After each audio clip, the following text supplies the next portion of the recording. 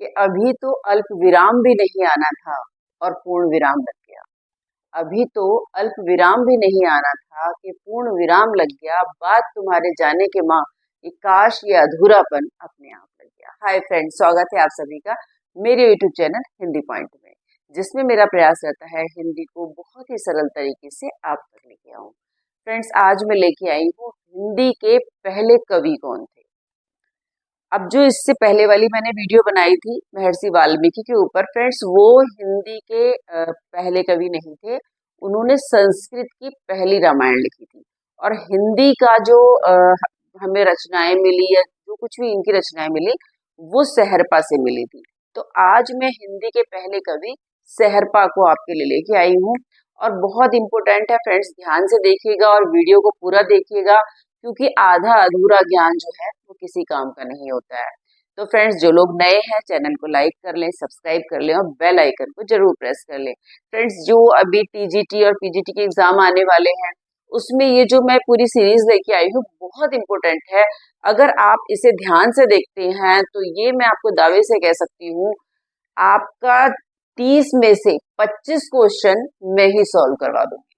तो चलिए शुरू करते हैं हम सहरपा जी को।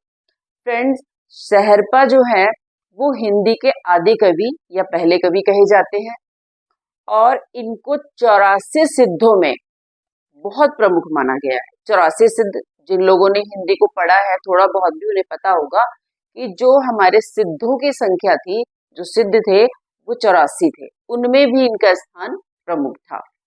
फ्रेंड्स, जो ये सिद्ध लोगों का उस समय टाइम था, वो उस समय सिद्ध साहित्य बिहार से लेकर के आसाम तक फैला हुआ था।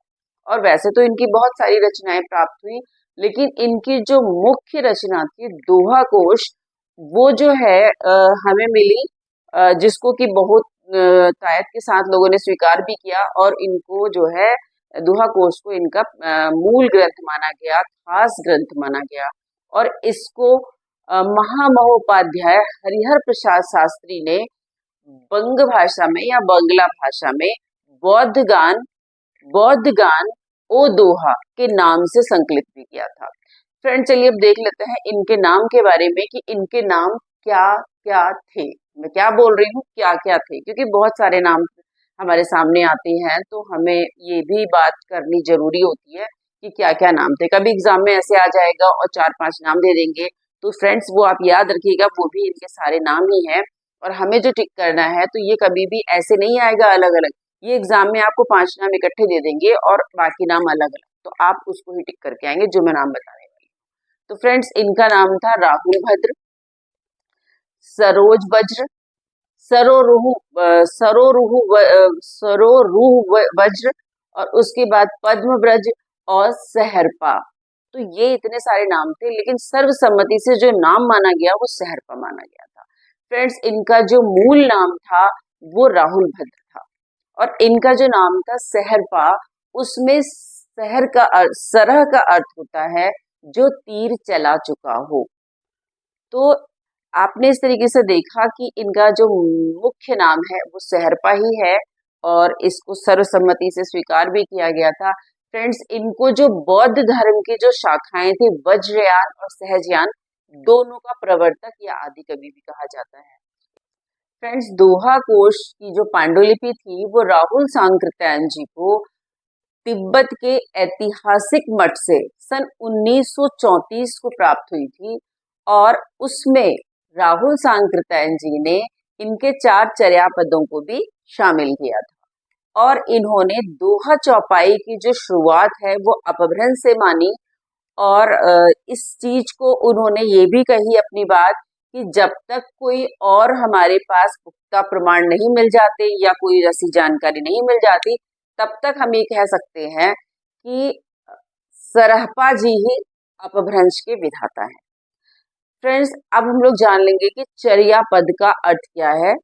चर्या पद का अर्थ मतलब चर्या का अर्थ होता है आचरण, अभ्यास या अनुष्ठान।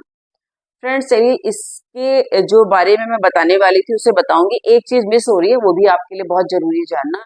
फ्रेंड्स, जो इनके चर्या पद थे उनमें भी कुछ रागों को वो यूज करते थे सरहपा जी। वो राग कौन कौन से थे? राग मंजरी, राग देशाक, राग मालाशी, राग भैरवी। और यही जो राग थे वो आगे चल के कबीर, मीरा और सूरदास जी ने यूज किए थे। चलिए मैं बात करी थी चर्या पद की। तो चर्या का अर्थ मैंने बताया आचरण, अभ्यास या अनुष्ठान। इसका मतलब कि नेपाल के जो बौद्ध लोग हैं, अभी भी मतलब ये है प्रथा, तो जो नेपाल के लोग हैं वो जब अपनी गुप्त पूजाएं करते थे या करते हैं तो वे चर्या का यूज करते थे। और चर्या जो है, चर्या या चचा कहते थे उस पूजा को।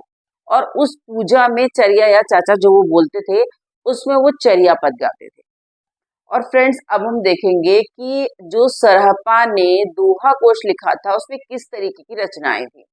तो दोहा कोश में उनका स्फुट चिंतन की अभिव्यक्ति थी। स्फुट मतलब अलग अलग, और चिंतन मतलब उनके थॉट्स या विचार, और अभिव्यक्ति मतलब उनको व्यक्त करना।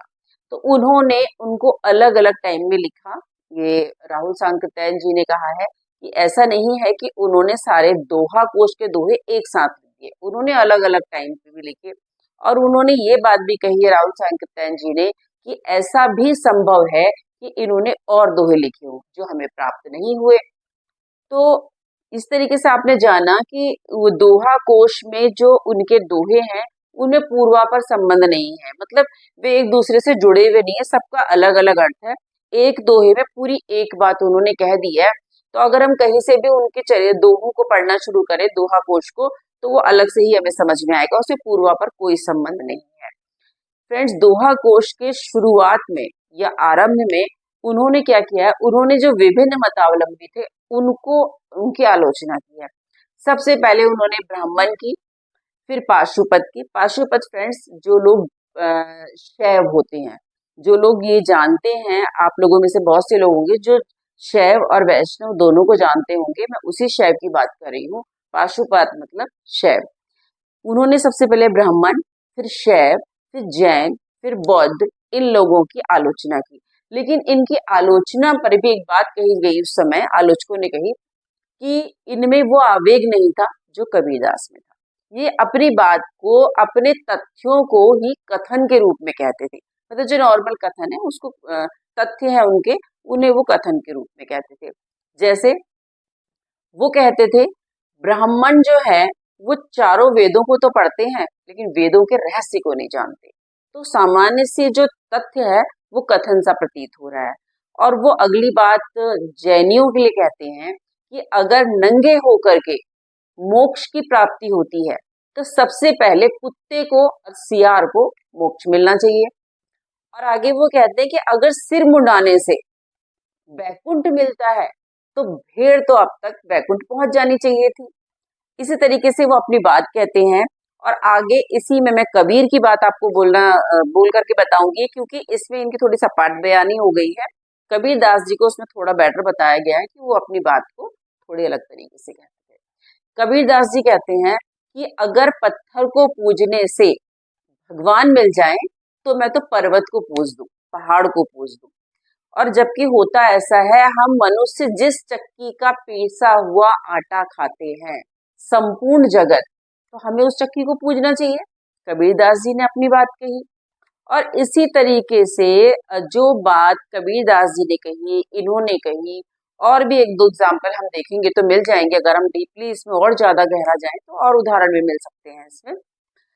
तो इसमें जो बात निकल करके आ रही है वो ये है कि ये जो कबीर द्वारा कहा गया या शेरपा द्वारा कहा गया, ये 500, 400, 500 वर्षों से लगातार अभी भी चला आ रहा है। इसमें कोई चेंज नहीं है, अभी भी उसी तरीके से ये चला आ रहा है, सुनने में हम लोगों को आता है।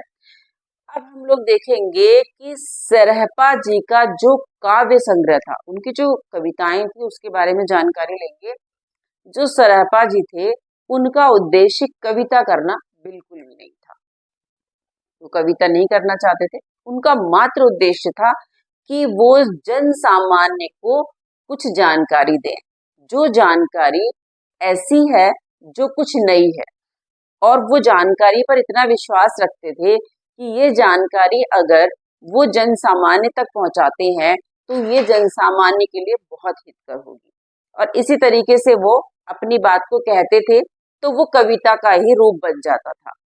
और इस तरीके से अपनी बात जब वो कहते थे तो वो कविता का रूप इस तरीके से बन जाता था फ्रेंड्स कि वो कुछ बातों में अपने तथ्यों को लेकर के आते थे तो उनको कविता का ही रूप माना गया। जैसे कि एग्जाम्पल आपको देती हूँ, वो ये कहते थे कि हमारा जो हमें अगर मोक्ष चाहिए तो मोक्ष हमें कैसे मिलेगा, जब तक हम जो है अपने मन से चिंता को नहीं छोड़ते। उसको वो कहते हैं कि मैं क्या ही बोलूं, मैं क्या ही बोलूं, जब तक मन शांत नहीं होता या मन को हम कंट्रोल नहीं कर पाते, पकड़ नहीं पाते, तो हमें मोक्ष कैसे मिलेगा। तो उनकी जो बात थी उसमें थोड़ी सी उपदेशात्मकता और थोड़ा सा रूखापन था। नहीं तो बात वो जो है कविता के रूप में नहीं कहना चाहते थे, लेकिन वो कहीं ना कहीं लोगों ने बाद में उसे कविता ही माना। इस तरीके से बात है फ्रेंड्स। और इसमें एक चीज, एक आध उदाहरण और मुझे याद आ रहा है कि जो सरहपा जी थे वो ये कहते थे कि हमारे मन में हमारे मन में अगर ये बात उठ रही है कि हमारे मन की शांति हमारे हाथ की बात है, तो ये गलत नहीं होगा, बिल्कुल सही होगा। वो यही बात कहते थे कि हमारे मन की शांति हमारे मन के हाथ है, मन की बात है फ्रेंड्स। और सरैपा जी कहते थे कि अगर मनुष्य वही श्रेष्ठ है, कि मनुष्य वही श्रेष्ठ है अगर वो अपने आप में ही रमण करता है। तो फ्रेंड्स अगर इसको देखा जाए तो सामान्य सा कथन लग रहा है, लेकिन अगर इसको समझा जाए तो इसमें बहुत बड़ा सार है। सार ये है कि अपने आप में वही रमण कर सकता है जो वही वो खुश है या वो श्रेष्ठ है, वो श्रेष्ठ है जो अपने आप में रमण कर रहा है। तो अपने आप में रमण कौन कर सकता है या कैसे कर सकता है या किस तरीके को अपना करके वो मतलब बहुत आसानी से जो है अपने आप में रमण कर सकता है और श्रेष्ठ हो सकता है। तो इसके लिए क्या करना होगा, इसके लिए सरहपा जी की रचनाओं को बहुत गहराई से अध्ययन करके हमें पता चलेगा कि वो क्या कहना चाह रहे हैं। अगर हम सतही तौर पे देखें, ऊपरी तौर पे देखें, तो उनकी बात जो है हमें बहुत साधारण सी और सपाट बयानी लगती है, लेकिन ये जो बात थी वो अपनी बात को बहुत ही सहजता से कह पाते थे। और ये सहजता फ्रेंड्स बहुत ही प्रयास से आती है हमारे सामने। ऐसे नहीं है कि अचानक आप अपनी बात इतने सहज रूप में कह दो, तो वो बात अपने सहज रूप में कहते थे। और फ्रेंड्स अगर हम इसका सार निकालें तो सार क्या निकलेगा कि उनकी कविताओं को या उनके दोहों को अगर पढ़कर पाठक या श्रोता उसको समझ ना पाए, उसके मर्म को जान ना पाए, तो वो बेकार है। और अगर उसके मर्म को समझता है तो वो दार्शनिक रहस्यवाद की सृष्टि करता है। तो ये आपने जानकारी ली सरहपा के बारे में, और ये 8वीं शती इनका जन्म का टाइम था। फ्रेंड्स जो जानकारियां मैंने दी वो मैंने बोर्ड पे भी लिख दी हैं, और आप स्क्रीनशॉट भी लीजिएगा जिससे कि आपके पास ये जानकारियां सारी एक साथ मिल जाएं। तो चलिए देखते हैं जो मैंने बोर्ड पे लिखा है। देखिए फ्रेंड्स, सहरपा के अन्य नाम जो मैंने बताए थे, राहुल भद्र, सरोज वज्र, सरोरुह वज्र, पद्म व्रज और सहरपाद। और मूल नाम था इनका राहुल भद्र। और प्रथम कवि थे हिंदी, मैथिली, उड़िया और बंगाली के। ये प्रथम कवि थे हिंदी के जो, और मैथिली के, उड़िया के और बंगाली के। संग्रहित कृतियां जो हैं इनकी 21 हैं, जिसमें से 16 अपभ्रंश भाषा में है। ये मैंने यहाँ लिखा हुआ है। दोहा कोश की पांडुलिपि राहुल सांकृत्यायन जी को 1934 में तिब्बत के ऐतिहासिक मठ से प्राप्त हुई थी। वज्रयान और सहजयान के प्रवर्तक या आदि कवि भी इन्हें कहा जाता है। दोहा कोश में 4 चर्या पदों को भी राहुल सांकृत्यायन जी ने शामिल किया था। सहरपा की कविता में उपदेशात्मकता एवं रूखापन दिखाई देता है। अब चलिए फ्रेंड्स ये देख लेते हैं कि किसने किसको प्रथम कवि कहा, कौन कौन थे जो उसको प्रथम कवि कह रहे थे। देखिए शिव सिंह सेंगर ने पुष्पदंत को पहला कवि कहा, तो मिश्र बंधु ने पुष्यदंत या पुंड को कहा। मतलब ये दोनों ने एक ही बात कही, शिव सिंह सेंगर और मिश्र बंधु ने पुष्पदंत या पुंड, और मिश्र बंधु ने भी पुष्पदंत या पुंड को ही पहला कवि कहा। आचार्य रामचंद्र शुक्ल ने मुंज या भोज को पहला कवि कहा, और चंद्रधर शर्मा गुलेरी ने भी इसको मुंज को ही कहा। गणपति चंद्र गुप्त ने शाली भद्र सूरी को कहा, और राहुल सांकृत्यायन जी ने सहरपा को कहा, जो कि सर्वमान्य हुआ। फ्रेंड्स मैंने आपकी सुविधा के लिए लिख भी दिया है, सर्वमान्य है। डॉक्टर बच्चन सिंह ने विद्यापति को कहा और डॉक्टर राम कुमार वर्मा ने स्वयंभू को कहा था। तो ये आपने जानकारी ली। और कुछ एक चीज मैंने यहाँ लिख दी है, जो मैंने आपको राग बताए थे, आप लोग भूल सकते हैं, वैसे आप वीडियो को बार बार रिपीट करके देखेंगे तो भी याद हो जाएगा, लेकिन आपकी सुविधा के लिए मैंने लिख भी दिया है। सहरपा के चर्यापद में 4 रागों का उल्लेख मिलता है, राग मंजरी, राग देशाक, राग भैरवी और राग मलाशी। तो इस तरीके से जो है आपने इसको समझा। आई होप कि आपने स्क्रीनशॉट ले लिया होगा, नहीं लिया तो एक बार ले लीजिए इसका स्क्रीनशॉट। तो फ्रेंड्स, आपने आज जाना कि हिंदी के जो पहले कवि हैं वो सहरपा जी हैं और जो संस्कृत के पहले कवि जिन्होंने रामायण लिखी थी वो वाल्मीकि जी थे। तो आज की वीडियो कैसी लगी आपको?